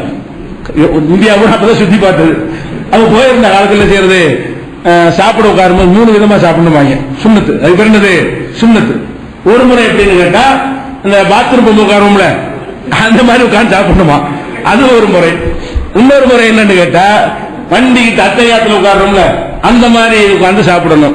இன்னொரு முறை என்னன்னு கேட்டா, ஒரு காலம் அடிச்சு போட்டு ஒரு காலம் அப்படி நிமித்தி வச்சு உட்கார்ந்து காட்டு, செஞ்சு காட்டின சொன்ன முடியாது. ஒரு காலில் உட்காரு, ஒரு கால தூக்கி இப்படி இப்படி சாப்பிடணும். பாரு, இவர் மாதிரி இப்படி உட்கார்ல, இப்படி ஒரு முறை, இது ஒரு சுண்ணத்தான். இல்லாட்டி அத்தையாத்துல உட்கார்ந்து இப்படி அது ஒரு சுண்ணத்து. இன்னொன்னு வந்து கக்கூசு மாதிரி உட்கார்றது, அது ஒரு சுண்ணத்து. இப்படிதான் சாப்பிடணும்னாங்க. இப்படி உட்கார்ந்து சாப்பிடணும் 280 நாள். இது சுண்ணத்துண்டாங்கல்ல. அப்ப விலங்குல சுண்ணத்துனா என்னன்னு, அப்ப என்ன வாயில வந்ததெல்லாம் சுண்ணத்துங்க இல்லடா, இது மாதிரிதான் சாப்பிடும். சம்மானம் போட்டு சாப்பிட்டோம்னா சைத்தானுடைய உட்காருதல் அப்படின்றாங்க. சைத்தானா இப்படி சாப்பிடுவான், நீ எப்படி சைத்தா மாதிரி சாப்பிடுற அப்படின்னு சொல்லி நம்ம எல்லாம் அனுபவிச்சு பார்த்தோம். வாயில வந்ததெல்லாம் மார்க்கம் என்று சொல்லக்கூடிய அளவுக்கு மார்க்க அறிஞர்கள் இருந்தாங்க. இன்னைக்கு இருந்து கொண்டு குறைஞ்சிட்டாங்க இருக்கிறாங்க. அதுக்கு தான் அதை விழிப்புணர்வு ஊட்டுவதற்கு தான் இந்த தலைப்பு நம்ம எடுத்திருக்கிறோம். அப்ப நபிகள் நாயகம் ஸல்லல்லாஹு அலைஹி வஸல்லம் கூட இந்த மார்க்கத்தில் இப்படிலாம் சொல்ல அதிகாரம் இல்லை. அதை வழங்கி கொண்டு அந்த மாதிரி நம்ம நம்ப மாட்டோம். அடுத்ததாக பாருங்க, ரசூல் ஸல்லல்லாஹு அலைஹி வஸல்லம், இது முக்கியமான ஒரு விஷயம். நபி ஸல்லல்லாஹு அலைஹி வஸல்லம் அவங்க வந்து சில பேர் வந்து வழக்கு கொண்டு வருவாங்க, கேஸ் கொண்டு வருவாங்க. ஏன் அந்த சொத்து என்னுடையது, இல்ல என்னுடைய, 2 பேர் வருவாங்க. ஒரு சொத்து வந்து யாருக்கு சொந்தம் என்பதற்காக வேண்டி 2 பேர் வழக்கு கொண்டு வருவாங்க. அப்ப ரசூல் ஸல்லல்லாஹு அலைஹி வஸல்லம் என்ன செய்வாங்க, விசாரிப்பாங்க. யார் திறமையா வாதாடுறாரோ அதை வச்சு நம்பி தீர்ப்பளிச்சிருவாங்க. பொய்யா கூட இருக்கும். யாருக்கு சாதகமா தீர்ப்பளிக்கிறாங்களோ அவன் தான் பிராடா இருப்பான். இருந்தாலும் ரசூலுல்லாஹ்வுக்கு தெரியாம தீர்ப்பளிச்சிருவாங்க. அது சொல்றாங்க, எப்படி சொல்றாங்கன்னு கேட்டா, இன்னமான பஷருன், நானும் ஒரு மனிதன், இன்னஹு யஅதீனில் ஹஸ்மு, வழக்காளிகள் இடத்தில் வருகிறார்கள், ஃபல அல்ல பாலக்கும் ஐயக்கு யகுனு அப்லக மின் பாலின், சில பேர் வந்து சில பேரை விட தெளிவாக எடுத்து சொல்வார்கள். பாதிக்கப்பட்டவன் ஒழுங்கா பேச தெரியாது, ஏமாத்தணும் நல்லா பேசுறவனா இருப்பான். நான் என்ன செய்வேன், அகசிபு அன்னஹு சதக, அவன் உள்ளதான் பேசுறான்னு நினைத்து கொண்டு அவனுக்கு சாதகமா தீர்ப்பளித்து விடுவேன். இப்படி தீர்ப்பளித்து விட்டால் அவன் நரக துண்டைத்தான் என்னிடம் பெற்றுக் கொள்கிறான். உலகத்தில் நான் தீர்ப்பளிக்கத்தான் செய்வார், வழி இல்லை. ஆனால் என்னை ஏமாற்றி இந்த தீர்ப்பை பெற்றதற்காக அவன் அல்லாஹ்விடத்தில் தண்டிக்கப்படுவான்னு சொன்னாங்களே தவிர, நானும் மனுஷன் மாதிரி ஏமாந்து போயிடுவேன்னு தான் சொல்றாங்க. தீர்ப்பளிக்கும் போது என்னிடத்துல நீங்கள் 2 பேர் வழக்கு கொண்டு வந்து 2 பேர் பேசும் பொழுது ஒருத்தர் சொல்லை கேட்டு நான் எப்படி தவறாக தீர்ப்பளித்து விடுவேனோ, நீங்கள் எப்படி தவறாக தீர்ப்பளிப்பீர்களோ, ஒரு நீதிபதி எப்படி தவறாக தீர்ப்பளித்து விடுவானோ, அந்த மாதிரி நபிகள் நாயகம் ஸல்லல்லாஹு அலைஹி வஸல்லம் சொல்றாங்க, நானும் அப்படி தீர்ப்பு, நான் மனுஷன். அப்ப வஹீல சொன்னா மட்டும்தான் கரெக்டா இருக்கு பாருங்க. இது மனுஷன்கிற முறையில் ஆதாரத்தை வச்சு பேசக்கூடிய விதத்தில் சரியாவும் சொல்லிடுவாங்க, தப்பாவும் சொல்லிடுவாங்க. வஹீல வந்தா கரெக்டா இருக்கும். இந்த தீர்ப்பு வஹீல வரும். ஒரு கேஸ் வந்தவன விசாரிக்காம இவன் தான் குற்றவாளி நல்லா சொல்லுவானா, அப்படி சொல்லி இருந்தா நமக்கு முன்மாதிரி இல்லாம போயிருக்கிறோம். நமக்கு ரசூலுல்லாஹ் முன்மாதிரி இருக்கணுமா இல்லையா? அதுக்காக வேண்டி அல்லாஹ் என்ன செய்யணும், அதுக்கெல்லாம் வஹீ இறக்க மாட்டான். இது என்னுடைய உன்னுடைய வந்தால் வஹீல ஒரு செகண்ட்ல அல்லாஹ் தீர்ப்பு சொல்லிடலாம், இவன் தான் சொந்தக்காரன், இவன் பிராடு. அப்படி சொன்னால் நமக்கு என்ன முன்மாதிரி இருக்கிறது? அல்லாஹ்வுடைய தூதரை முன்மாதிரி அனுப்பியிருக்கிறான, அந்த வழக்கை எப்படி கையாளுவதுங்கிற நாளைக்கு நமக்கு கிடைக்கணுமே. அதுக்காக வேண்டி இந்த விசாரணை முறையெல்லாம் போட்டு கேட்டு எல்லாத்தையும் குறுக்கு விசாரணை பண்ணி மனிதன்கிற முறையில் உண்மையை கண்டறிப்பதற்குரிய எல்லா முயற்சியும் செய்துவிட்டு இது உனக்கு தான், இது உனக்கு இல்ல தீர்ப்பளிப்பாங்க. இந்த தீர்ப்புல பெரும்பாலும் அதிகமானவை சரியாக இருந்தாலும் சில நேரத்தில் நானும் ஏமாந்துருவேன். ஏன்டா இது வஹீல செஞ்ச முடிவு இல்ல, மனிதன்கிற முறையில் செஞ்சது. மனிதன்கிற முறையில் ஆய்வு செஞ்சு செய்யும் பொழுது அதுலயும் தவறு வரத்தான் செய்யும். அப்படி வந்தால் அல்லாஹ்ட்ட நீ மாட்டிக்கிறோம் எச்சரிக்கை பண்ணாங்களே தவிர நான் சொல்வதெல்லாம் சரியா இருக்கும் சொல்லலாம். அப்ப அல்லாஹ்வுடைய தூதர் நடத்துற ஒரு வழக்குல கூட மனிதர் என்ற முறையில் ஆய்வு செய்து தவறு வரும்னு சொன்னா இமாமும் பெரியாருக்கா தவறே வராதா? அவ்வளவு 100% கரெக்டா சொல்லிடுவாங்க தீர்ப்புலாம். சிந்திச்சு பார்க்கணும். அதுக்காக இது புகாரில எங்க வருதுன்னு கேட்டா 2458, 7169, 7181, 7185 இதெல்லாம் இருக்கிறது. அதே மாதிரி இப்ப ரசூல் ஸல்லல்லாஹு அலைஹி வஸல்லம் தொழுதுகிட்டு இருக்கும்போது 4 ரக்காத் தொழுது 5 ரக்காத் தொழுதுறாங்க. 5 ரக்காத் தொழுது என்ன அர்த்தம்? வஹி கண்ட்ரோல் இல்லைன்னு அர்த்தம். 4 ரக்காத் தொழுவது வஹியுடைய கண்ட்ரோல் எப்பவும் இருந்து கொண்டிருந்தால், இப்ப நீ 4 தொழுற, இப்ப நீ 3 தொழுற, இது நிப்பாட்டிங்கன்னு வஹி வந்திருக்குமா இல்லையா? வஹி வந்து 5 தொழுதுருப்பாங்களா? வஹி வரல, மனிதரா தான் தொழுகிறாங்க. தொழுகையுடைய சட்டம் வஹியில வந்துச்சு. அவங்க தொழுவது வஹியின் அடிப்படையில் தொழுவல, அவங்க மனிதர் என்ற முறையில் தொழுகிறாங்க. தொழும்போது என்ன செய்யுதுன்னா 4 பேர் 5 தொழுதுறாங்க. அப்ப என்ன சொல்றாங்க? நானும் மனுஷன், நானும் உங்களை மாதிரி மறந்து போயிருவேன், அப்படி கூட குறை செஞ்சுட்டேன்னா யாவப்படுத்துங்க, நான் வந்து பின்னாடி நான் தொழுதுறேன், குறை சைதாசு செஞ்சு சரி பண்ணிக்கிறேன் அப்படின்னு சொன்ன ஹதீஸ் எல்லாம் புகாரில் 401வது ஹதீஸ் நீங்க பார்க்கலாம். இப்படி நிறைய சம்பவங்கள் என்னன்னு கேட்டா, அல்லாஹ்வுடைய தூதராக இருந்தாலும் வஹி வர்றதை நேரத்தில் தவிர, வஹி சம்பந்தப்பட்ட விஷயங்களை தவிர மற்ற விஷயங்களில் அவர்கள் மனிதராகத்தான் இருந்தார்கள். அவர்களுடைய தீர்ப்புகள கருத்துல சரியானது வந்து தவறானது வந்திருக்கிறது. இதையும் நம்ம கவனத்தில் வைத்துக் கொள்ள வேண்டும். இது முத்தாய்ப்பாக அல்லாஹ் தன்னுடைய அதிகாரத்தை எந்த வகையிலும் யாரு கொடுக்க மாட்டான் என்பதற்கு உதாரணமாக ஒரு யூனுஸ் நபியுடைய ஒரு வரலாறு ஒன்று போதும். பல முறை சொல்லப்பட்ட வரலாறு. அவங்க அந்த மக்களுக்கு பிரச்சாரம் செய்யறாங்க தன்னுடைய சமுதாயத்துக்கு. சமுதாயம் ஏத்துக்கல. அல்லாஹ் என்ன பண்ணிட்டான்? அவங்க அழிச்சு விடுவோம், இனிமேல் சேர மாட்டாங்க அப்படின்னு சொல்லிட்டு நீ ஒரு விட்டு காலி பண்ணி போயிரு, நீ உன்னுடைய நன்மக்களை கூட்டிட்டு போயிருன்னு அவரும் போயிட்டார். போன உடனே ஊர்ல அந்த அறிகுறிகள் எல்லாம் வருது. அல்லாஹ்வுடைய அறிகுறிகள் எல்லாம் வானத்துல தென்படுது. ஊர்ல எல்லாரும் கூட்டிட்டு வந்துட்டாங்கன்னா, ஆஹா நம்ம தப்பு, இறைவா நாங்க தப்பு செஞ்சுட்டோம், யூனுஸ் நபி சொல்ல நாங்க ஏத்துக்கிறோம், எங்களை மன்னிச்சிருவாயாக கேட்டுட்டு அல்லாஹ் நினைச்சிட்டான், ஆக திருந்திட்டாங்க, வேதனையை நீக்கிட்டான், இறங்க இருந்த அதாபை நீக்கிட்டான். யூனுஸ் நபி திரும்பி வர்றாரு. என்ன நினைச்சிட்டு வர்றாரு?